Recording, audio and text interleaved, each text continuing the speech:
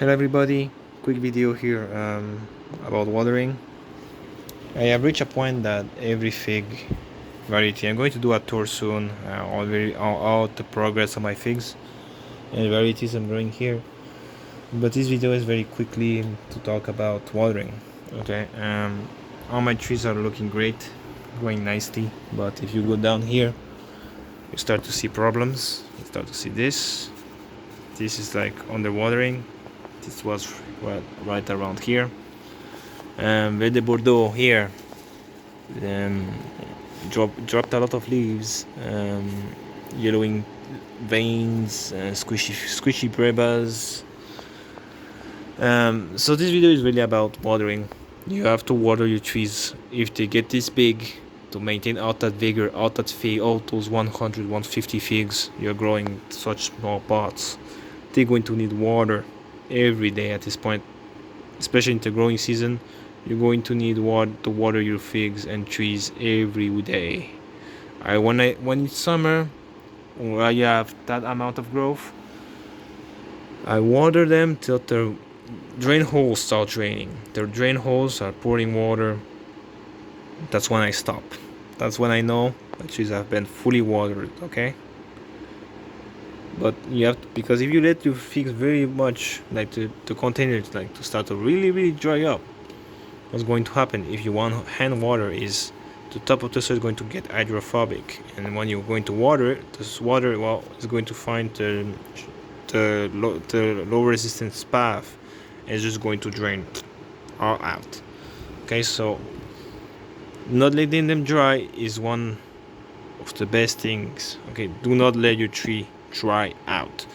Your tree is going to, even before it starts drying out, okay, like before you see like yellowing leaves, your tree might maybe start dropping these little leaflets. The new growth just falls down. Okay, why does that? Well, the tree is going like in a conservative mode to keep itself alive because it's noticing that it's lacking water. It's rolling low on water. It's like your fuel tank on your car.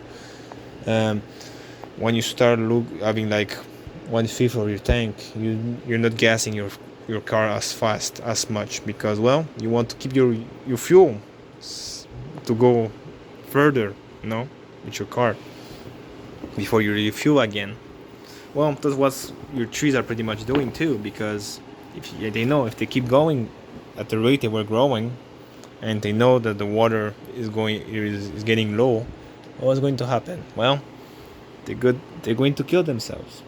Okay, it's going to kill the tree, and the tree wants to survive and grow.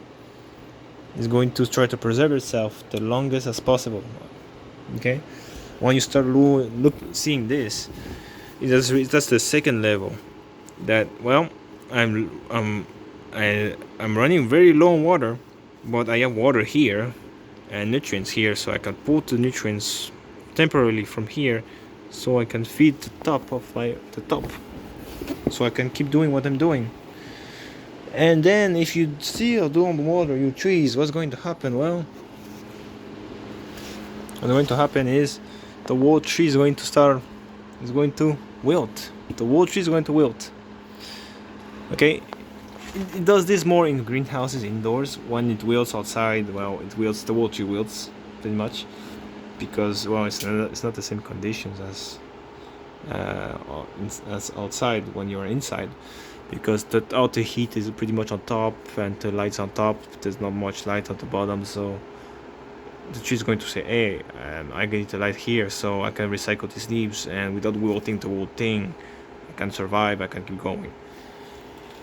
This long video here, maybe I made a mistake and I didn't check the water for quite a few days, and, well, all this part here wilted. Okay, like maybe this one is also wilting. I just water it, just put the water back in. You can see all this leaf just fell off from this side, but the top growth was strong. Okay, it was not wilting anything. Okay.